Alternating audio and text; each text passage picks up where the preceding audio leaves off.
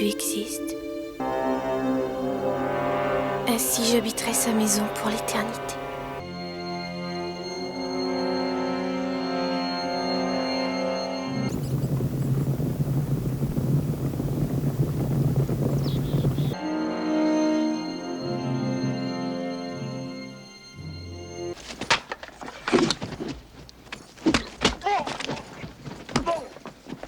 « 1985, alors que le western n'est plus trop d'actualité, bien que Silverado sorte en fin de la même année réalisé par Laurence Kasdan, voilà le Clint Eastwood qui arrive avec ce qu'il sait faire de mieux et refera même encore mieux avec son impitoyable en 1992, le western crépusculaire. Nom de Dieu!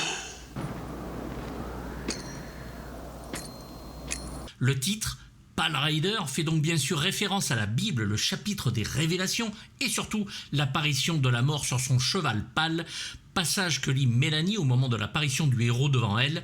Et je regardais et vis apparaître un cheval de couleur pâle et son cavalier se nommait la mort et l'enfer le suivait. Chapitre 6, verset 8, l'on parle bien sûr du 4e des cavaliers de l'Apocalypse. Et voici que parut un cheval de couleur pâle, et celui qui le chevauchait se nommait mort, et l'enfer l'accompagnait. Eastwood ne choisit ses films que si l'histoire lui tient à cœur et n'emmerde jamais les scénaristes une fois que le scénario est accepté. Ici, c'est Michael Butler et Denis Chriac qui s'y collent, ayant travaillé sur l'épreuve de force, Enfer mécanique ou Saltant pour un flic d'Andrew Davis. Les études de marché, le Clint, lui, s'en tape. Si c'est un western et que ça n'est plus à la mode, il fera un western quand même et se fera plaisir sur son seul instinct.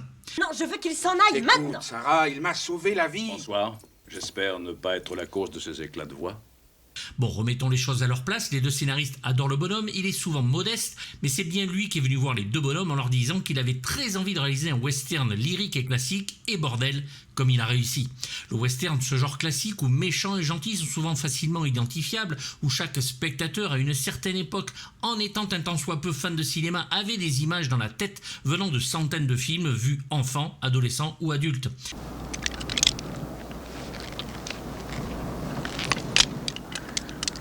Aujourd'hui, on s'amuse souvent à critiquer le manichéisme, surtout dans les films.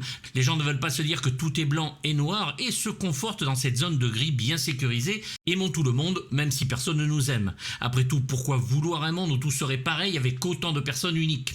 Pourtant, le western, le bien, le mal est partout, on en change juste la forme. Star Wars en étant le meilleur exemple d'ailleurs, on a juste changé les costumes. Et le héros, Eastwood, le pasteur, l'homme sans nom, un acteur-réalisateur dont les histoires sont écrites en fonction de sa légende, de l'homme, de l'acteur donc, et du réalisateur. Qu'est-ce qu'il est en train de mijoter encore? Il nous invite à le rejoindre. Son public attend de ses films beaucoup de choses et il est important que le script respecte les attentes de ceux-ci. La lutte entre le bien et le mal, qu'il soit physique ou symbolique, joie, ici nous aurons les deux.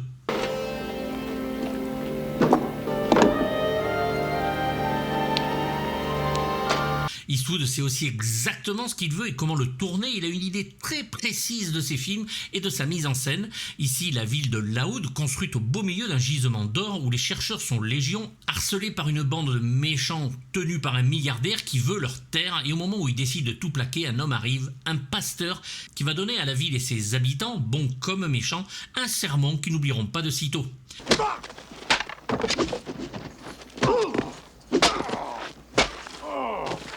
Un film proche de L'Homme des Hautes Plaines, certes, voire de L'Homme des Vallées Perdues de George Stevens, mais dont les décors et les personnages changent la donne, épurés alors plus simples, et surtout bien plus ambigus et ambitieux de par ses références à la Bible.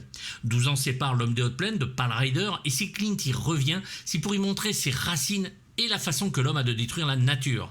Clint Eastwood fut en effet élevé dans ce genre d'endroit où sa grand-mère, qui habitait Angels Camp, est tout près du lieu de tournage.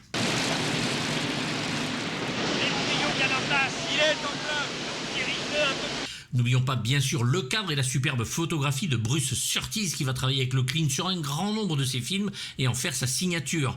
Lenny Niehaus, lui aussi compositeur de musique de film et représentant du jazz West Coast, ici à la musique tout aussi crépusculaire que le film, avec son thème rare et dont la musique n'a jamais été éditée, si ce n'est un seul morceau sur une compilation regroupant les musiques de films de la star Eastwood.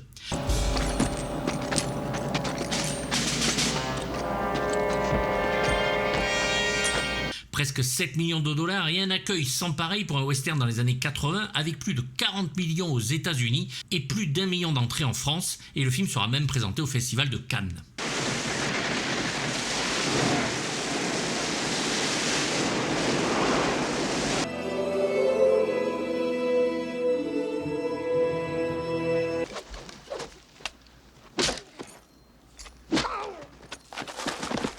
Que dire de Clint Eastwood qui n'a pas été dit 1000 fois, hein. John Malkovich, à l'époque, dans la tournée pour Dans la ligne de mire de Wolfgang Petersen, l'avait défini très simplement comme un Américain grand et calme.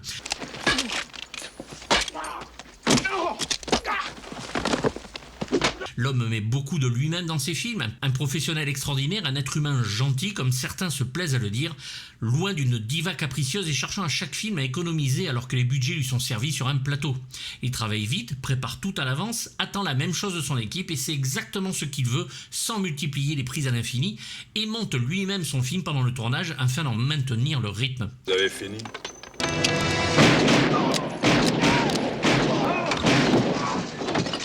Lors d'une scène, Clint Eastwood va tomber de cheval et se blessera à l'épaule, la pire blessure en tournage de sa carrière selon ses propres dires. Ce héros venu de nulle part, aux cicatrices sur le corps qui font penser que l'homme est mort et qu'il n'est qu'un fantôme, en énervera plus d'un et va conquérir les autres avec son coup de poing précis, son tir meurtrier, un regard mystérieux et sa propre chair marquée par un ancien combat. Dans quelques minutes, on passe à table. Une certaine sensualité sort du clit avec un charisme habituel et hors norme, mais un jeu toujours froid comme le personnage qu'il interprète, cet ange de la mort implacable qui apparaît et disparaît à son gré, mais revient toujours quand il le faut, un des cavaliers de l'Apocalypse donc, sans nul doute, dont la mission est claire, salvatrice, être le justicier qui va défendre les opprimés, mais contrairement aux deux héros qu'il a incarnés dans José Wells ou L'Homme des Hautes Plaines, il n'agit pas pour motif personnel, il est là pour redonner vie et va révéler aux mineurs leurs forces et leur propose un choix. L'autre soir, vous avez pris une décision courageuse, celle de rester unis. Je dis, il faut continuer. On peut se le dire, les autres personnages ont moins de charisme, de pauvres colons aux connards qui gèrent la ville, des mercenaires aux vilains classiques. Eastwood sait choisir pourtant ses acteurs, mais aucun n'arrive à la hauteur de son charisme. Assez étonnamment, dans la version française, tous les prénoms des personnages sont francisés. On est prospecteurs. Alors, on creuse, on lave, on tamise, on se casse les reins pour trouver de l'or. Henry Barrett, alors qu'il s'appelle Hull en VO, est le chercheur d'or principal du film, un homme au courage disons mitigé, il ne sait pas se battre après tout et veut protéger sa famille avant tout. Le grand Claude Brossé le double ici, acteur français et voix de doublage impeccable. Il est le premier à être sauvé par le pasteur, attaqué par les hommes de Laoud qui va le ramener dans son canyon et le présenter à sa compagne Sarah et sa fille Mélanie ou Megan. C'est par le pasteur qu'il va se reprendre et devenir l'homme qu'il avait cessé d'être.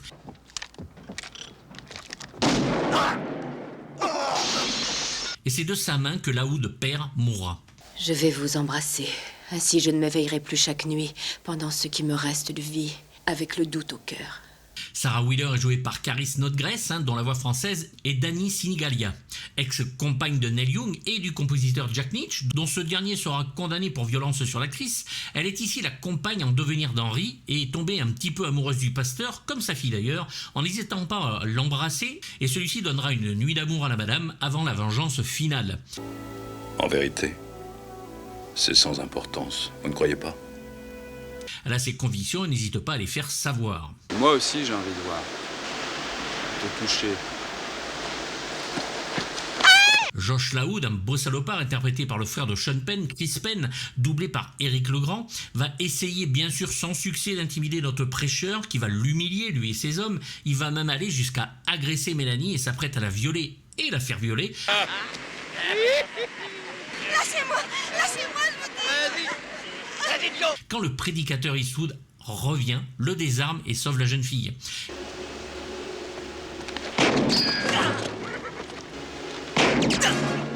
Chris Penn commence sa carrière très tôt et jouera avec les plus grands, de Coppola à Herbert Ross, de Tarantino à Tony Scott ou de James Foley à Robert Altman. Et un homme sans son moral, il est foutu. Mais un pasteur, il va leur rendre l'espoir.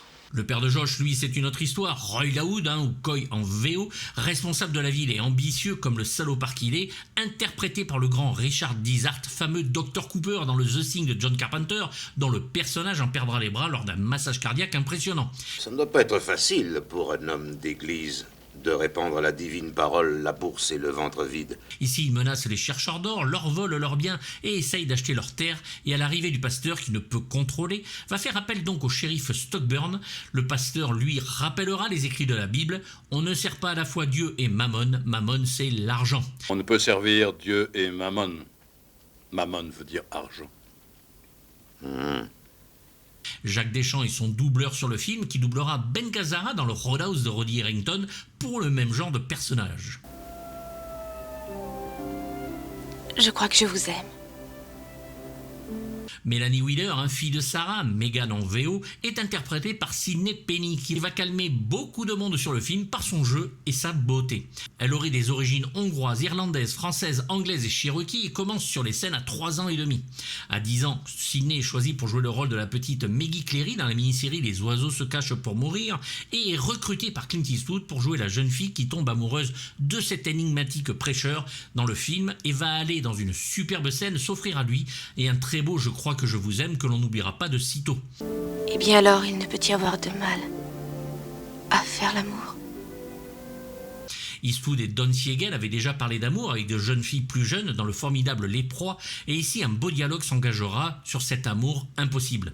Mélanie étant persuadée que le pasteur lui préfère sa mère, elle pète un boulon et devient jalouse. C'est son premier rôle dans un long métrage, parlant très bien français. Elle jouera par 2 fois dans Bernadette et La Passion de Bernadette de Jean Delannoy. Déployez-vous. Trouvez-le. Le Marshal Stockburn, interprété par John Russell et doublé par l'acteur Jacques Berthier, est aussi cadavérique que le héros qui combat et semble mort, comme s'il avait déjà un pied dans la tombe et qui, au moment où il va reconnaître le pasteur, mourra de 5 balles au même endroit où les cicatrices du héros apparaissent.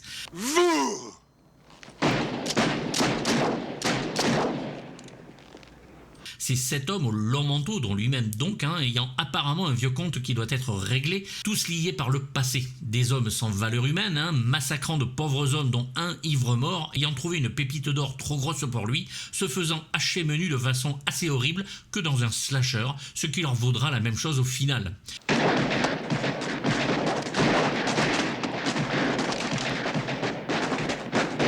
Russell a joué dans 53 films, majoritairement des westerns, et jouera 3 fois avec Clint Eastwood. Clap!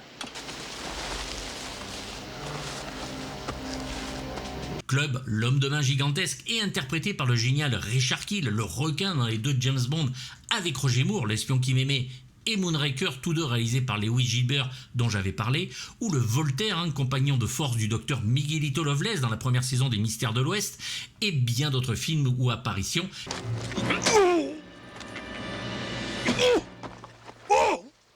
Il possède ici la voix du formidable George Atlas. Il va falloir mettre de la glace dessus et tu les retrouveras intactes. C'est l'homme de main de Chris Penn qui va vite comprendre que, sans ses couilles, on a du mal à marcher. On n'a pas du tout besoin du shérif, les gars. On est assez grand. McGill est joué par Charles Hallahan, autre acteur du The Thing de John Carpenter. Il est Norris, celui qui justement a son attaque cardiaque très ouverte, et aussi chef de Rick Hunter dans la série. Il est ici un homme de main de Laoud, un connard assez prétentieux, qui se fera bien sûr dézinguer de façon stupide. Henry Djanik le double dans le film.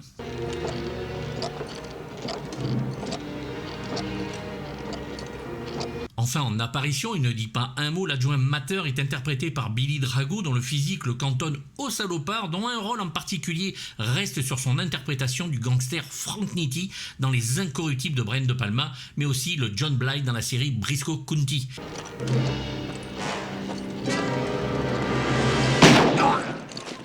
Il est donc ici un homme de Stockburn.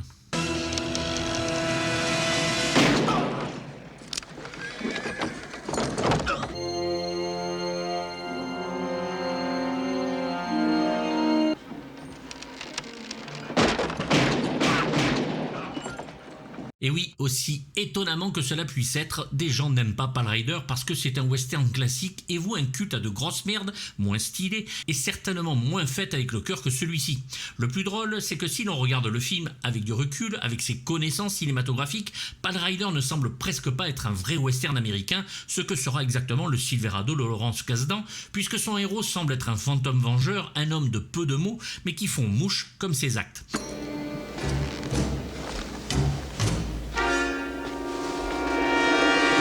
Un Un vieux gimmick, certes, mais qui fonctionne si l'on n'a pas envie de toujours déglinguer ce qui fonctionne, et une rigueur de récit complétée par une direction artistique dont la simplicité sert la mise en scène avec brio.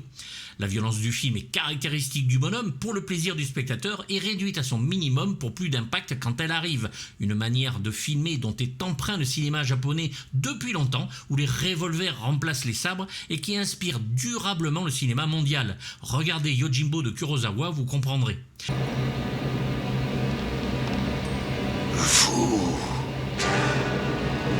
De là à dire que Clint Eastwood est par ce film la mémoire d'un cinéma aujourd'hui révolu, il n'y a qu'un pas. Il est le souvenir même du cinéma, de la référence et du souvenir de ses propres origines et du passé presque révolu dans lequel il évolue, dans la vengeance, ou plutôt revanche, est à la fois sur l'écran et le box-office avec un succès que personne n'attendait sur un genre à l'époque conspué. Révérend, je vous aime! Révérend, je vous aime!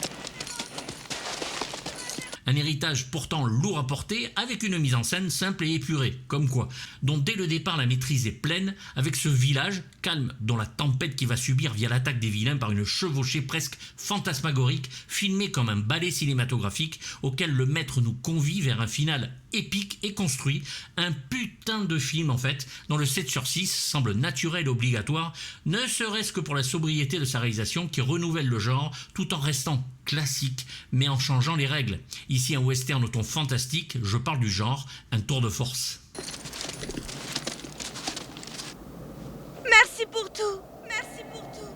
Merci. N'hésitez pas à me faire part de vos avis dans les commentaires, j'y répondrai comme d'habitude, même négatif si c'est écrit poliment. Vous pouvez vous abonner bien sûr à la chaîne Patreon qui vous permet d'avoir les vidéos en avance sans censure ni pub et avec des lives inédits. La boutique est ouverte avec mug, t-shirt, suite, tablier de cuisine, bref plein de choses. Vous avez le lien en description. Pensez à vous abonner, c'est gratuit et ça fait plaisir. Mettez un pouce, activez la petite cloche et à bientôt pour du lourd. Bye bye.